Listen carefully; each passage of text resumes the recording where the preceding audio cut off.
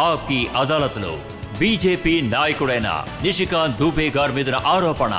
ఈయన భయపెట్టే స్టేట్మెంట్లు ఇస్తూ ఉంటారు. అంటే చాలా భయపెట్టే, అందరూ భయపడే ఒక భయంకరమైన కాంట్రవర్సీని మీరు బయటపెట్టారు. దాన్ని మీరు రాజ్ ఠాకరే గారికి చెప్పారు. మీరు ఏమన్నారంటే, నిన్ను పెద్ద నాయకుడు అనుకుంటున్నావా? బీహార్ యూపీకి వచ్చావంటే నిన్ను వెంబడించి మరీ కొడతాం.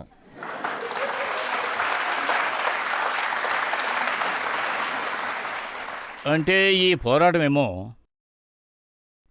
అదేమిటో చెప్పాలంటే బీహార్, జార్ఖండ్, ఉత్తరప్రదేశ్, బెంగాల్ ప్రజలు ముంబైకి వెళ్తున్నారు, మహారాష్ట్రకు వెళ్తున్నారు.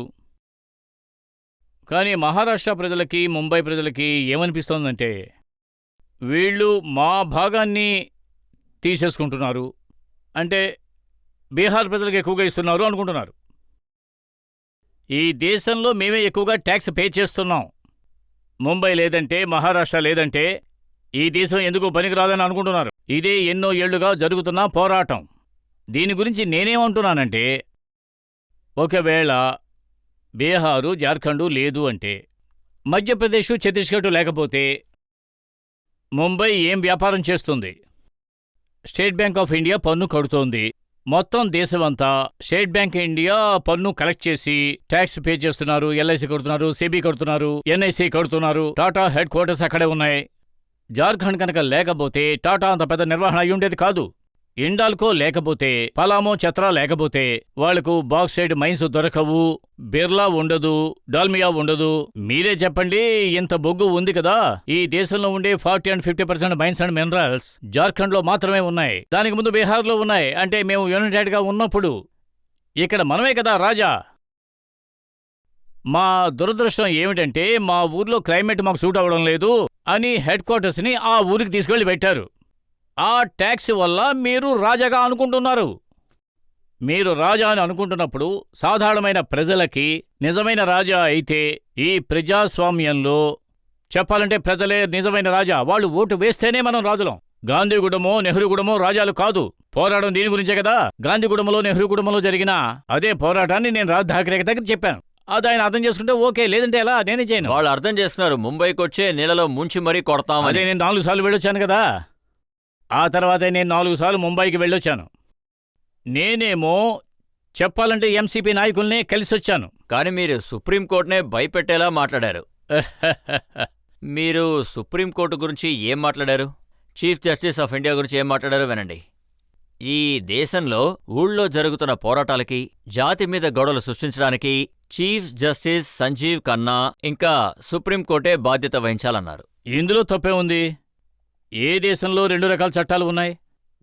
తీసా సెటిల్ వాడికి బెయిల్ రావడానికి, లేదా యూనిస్ పఠాన్కి బెయిల్ రావడానికి, లేదా దావూద్ ఇబ్రహీం వాళ్ళకి బెయిల్ రావడానికి సుప్రీంకోర్టు 12కి 1 గంటకు కూడా తెరవబడింది.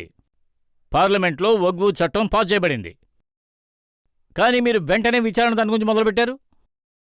రాజకీయ అమరిక ప్రకారం ఆర్టికల్ 360 ఏం చెప్తోందంటే, రాజకీయ చట్టాన్ని తీర్చే అధికారం పార్లమెంటుకి మాత్రమే ఉన్నది అని.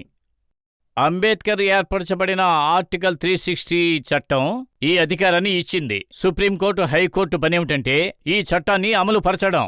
ఇక్కడేంటంటే వేరువేరు చట్టాలు ఉన్నాయి. అంటే మేము ఐటీ యాక్ట్ని తయారు చేశాం. ఈ రోజున ఇక్కడ ఉండే అందరి పిల్లలకు కూడా ఎక్కువగా 66 చట్ట నిబంధనలు రద్దు చేశాం.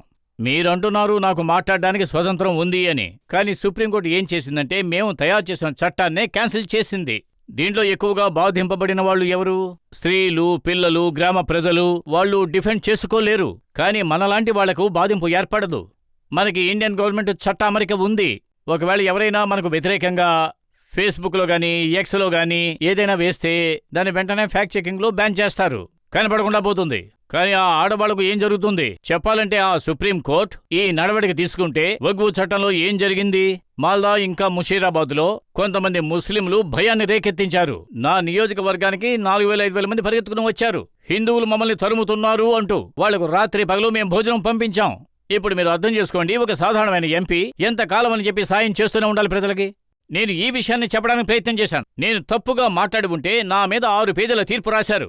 అంటే 6 పేజీలు ఖర్చు పెట్టారు. కానీ వాళ్ళు నేను తప్పుడు మాట ఉపయోగించాను అని కనిపెట్టలేకపోయారు. నా మీద ఏ కేసు పెట్టలేకపోయారు. ఇప్పుడు కూడా నేను నా అభిప్రాయం సరే అంటున్నాను. నేను చెప్పింది తప్పు కాదు అంటున్నా. ప్రజల కోసం నేను జైలుకు వెళ్ళటానికి కూడా సిద్ధమే. అందులో తిరుగులేదు. వాళ్ళు ఏమన్నారంటే న్యాయస్థానాలు పువ్వులాగా మెత్తగా ఉండవు, ఇలాంటి హాస్యమైన మాటలకి ఎవరు వాడిపోతారు. పార్లమెంటు ఎప్పటికీ పుష్పం కాదు. మేము చట్టాన్ని ఏర్పరిచాం, దాన్ని అమలు చేయడం మీ బాధ్యత. అలా చేయడం మంచి విషయం. అలా లేదు అంటే రాజ్యాంగ చట్టం దానికి అనుమతించదు. వాళ్ళు చెప్పే అబద్ధాల్ని మేము ఎత్తి చూపిస్తూ ఉంటాం. పార్లమెంట్లో ఉన్న చాలా మంది జయరాం రమేష్ అన్నారు, అంటే నిషికాంత్ దూబే గారు కావాలని ప్లాన్ చేసి ఓడిపోవడానికి మాట్లాడుతున్నారని అన్నారు. 100 ఎలుకలు తిన్న పిల్లి తేంచినట్టుగా ఉంది. హైకోర్టు తీర్పును అనుసరించే ఎమర్జెన్సీ ఏర్పాటు చేయబడింది. మీరు కూడా జైలుకు వెళ్లారు 75 నుంచి 77 వరకు. స్వరణ్ సింగ్ కమిటీ ఆధ్వర్యంలో రాజకీయ చట్టంలోని ఎన్నో విభాగాలను వాళ్ళు తొలగించారు. ప్రెసిడెంట్ అధికారాలను కూడా చాలా తగ్గించారు. 16 మంది న్యాయమూర్తులను తప్పించి చంద్రచూడ్ని చీఫ్ జస్టిస్ చేశారు. జస్టిస్ హెచ్ఆర్ ఖన్నా రాజీనామా చేయవలసి వచ్చింది. దీనివల్ల కాంగ్రెస్ దగ్గర నుంచి నాకు ఎటువంటి సాక్ష్యం అవసరం లేకుండా పోయింది. రాజకీయ వ్యవస్థ మీద మా పార్టీకి నమ్మకం లేకుండా పోయింది. రాజకీయ వ్యవస్థని మేము అనుసరించి వెళతాం కదా. కాంగ్రెస్ వాళ్ళు చెప్పే మాటలు మేము వినం, అలా ప్రజలు కూడా వినొద్దనే చెబుతూ ఉంటాం. ఇప్పుడు ఇంప్రెషన్ ఎలా మారుతుందంటే నిషికాంత్ దూబే గారు తలుచుకుంటే సుప్రీంకోర్టునే బెదిరించచ్చు. లేదు, నేను నా అభిప్రాయాల్ని సరైన మార్గంలోనే చెబుతూ ఉన్నాను. సుప్రీంకోర్టుని ఎవరు బెదిరించగలరు? న్యాయ వ్యవస్థ మీద అందరికీ నమ్మకం ఉంది. నేను చెప్పేది ఒక్కటే, ఇండియా రాజకీయ వ్యవస్థ ఒక చట్టాన్ని రూపొందించింది అంటే దాన్ని మర్యాదగా అనుసరించాలి. సెక్షన్ 378ని తొలగించారు. సెక్షన్ 66A కూడా తొలగించారు. ఎన్జీటీ లాంటిదాన్ని ఏర్పరిచారు. మీరు చూశారు కదా ఎన్జీటీని ఎలా ఏర్పరిచారో. ఏ చట్టం మీకు అధికారాన్ని ఇచ్చింది? అందుకనే మీరన్నారు సుప్రీంకోర్టు కనుక చట్టం వేసిందంటే పార్లమెంట్ని మూసేయాలి అని. ఎస్, నా అభిప్రాయం గురించి నేను ఇప్పటికి కూడా నిక్కచ్చిగా ఉన్నాను. చట్టాన్ని తయారు చేసే అధికారం కేవలం పార్లమెంటుకు మాత్రమే ఉంది. సుప్రీంకోర్టు పని దాన్ని ప్రజలకి అందించడమే.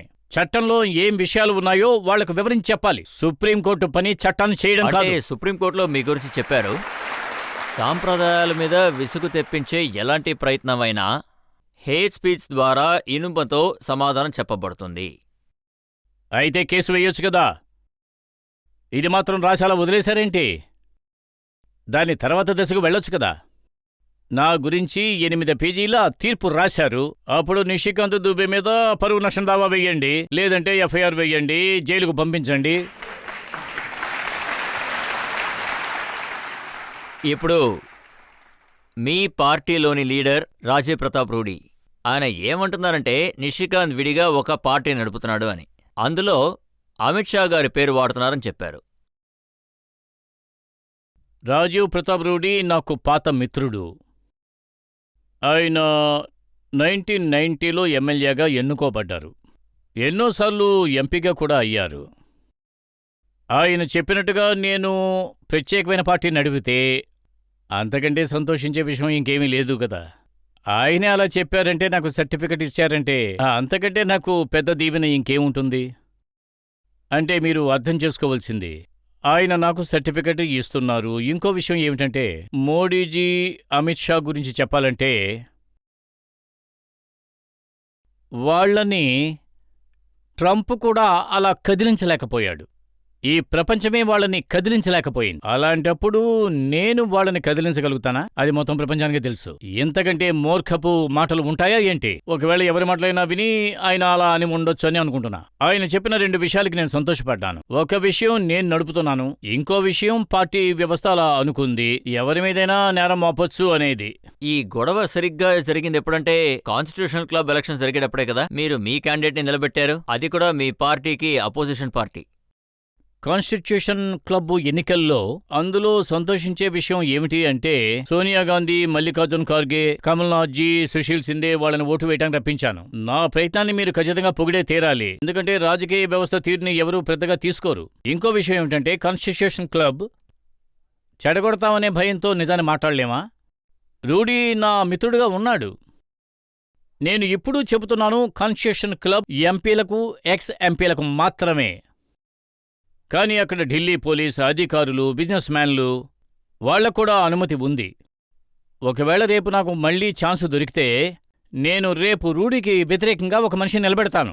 ఈ పోరాటం కంటిన్యూగా జరుగుతూనే మీ క్యాండిడేట్ ని ఉంటుంది. ఓడించడానికి సోనియా గాంధీ గారు వస్తారు, మల్లికార్జున్ ఖార్గే గారు వస్తారు. ఇదే నాకు గొప్ప విజయం. గాంధీ నెహ్రూ కుటుంబాలు నా మీద అంత ప్రేమ చూపిస్తున్నాయంటే ఇంతకంటే గొప్ప ఉదాహరణ ఇంకేముంటుంది. కానీ మిమ్మల్ని ఎంతగానో ఇష్టపడేవారు జార్ఖండ్ ముఖ్యమంత్రి గారు. కానీ మీరు ఆయన్ని పదవిలోంచి తీయించేస్తానని భయపెడుతున్నారట. ఆయన ఆల్రెడీ జైలుకు వెళ్ళొచ్చారు.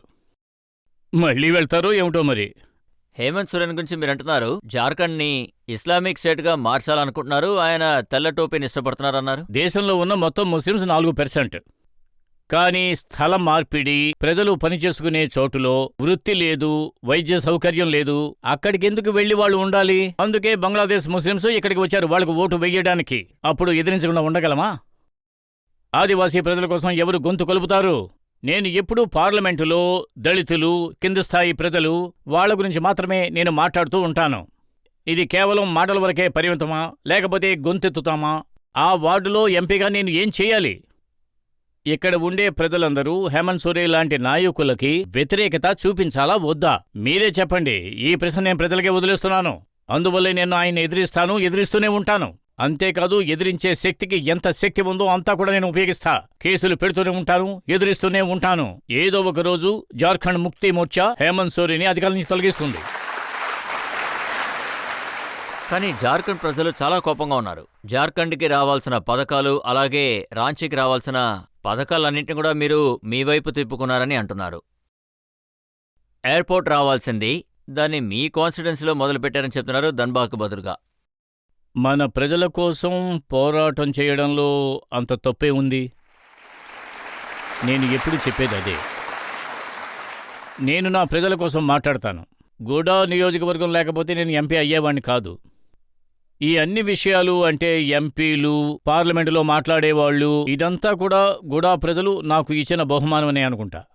నేను ఎన్నికల్లో పోటీ చేయడానికి వెళ్ళినప్పుడు అప్పుడు గోడాలో ఎక్స్రే మిషన్ కూడా లేదు, ఎంఆర్ఐ మిషన్ కూడా లేదు. ఈరోజు నేను ఎయిమ్స్ని తీసుకొచ్చాను. నేను 2 విషయాలు తీసుకొచ్చాను. అది నిజంగానే నేను ఎంతో గర్వించదగిన విషయం. అది నేను వ్యక్తిగతంగానే చేశాను. ఇది చాలా కొద్దిమందికి మాత్రమే తెలుసు. నాకొక చెల్లెలు ఉండేది 93-94లో. తనకి వైద్య సౌకర్యం లేక చనిపోయింది. డాక్టర్ లేడు. ఆ రోజు నేను నిర్ణయించుకున్నాను, నాకు ఎప్పుడు అవకాశం వచ్చినా నా నియోజకవర్గ ప్రజలకి, నాకు ఓటు వేసిన వాళ్ళందరికీ ఆరోగ్య సేవ చెయ్యాలి అని. నేను చాలా గర్వపడ్డాను. 2022లో ప్రధానమంత్రి అక్కడికి వచ్చినప్పుడు ఆ స్టేజ్ మీద నేను ఇదే విషయాన్ని చెప్పాను. ఇక్కడ ఉండే కాలేజీ మైదానంలో, ఈ డియోగర్ కాలేజీ మైదానంలో నా చెల్లెలు చదువుకుంటూ ఉండేది. దుర్గా పూజ అయిన తర్వాత తను మళ్లీ కాలేజీకే వెళ్లలేదు. మంచి చికిత్స దక్కలేదు, డాక్టరు లేడు. ఈ రోజు నేను ఆల్ ఇండియా మెడికల్ సైన్స్ ఇన్స్టిట్యూట్ని తయారు చేశాను. ఆ రోజున నేను నా చెల్లెని కాపాడుకోలేకపోయాను. ఈ రోజున వేలాది మంది మహిళలను కాపాడగలుగుతున్నాను. ఇది గొప్ప విషయమే కదా.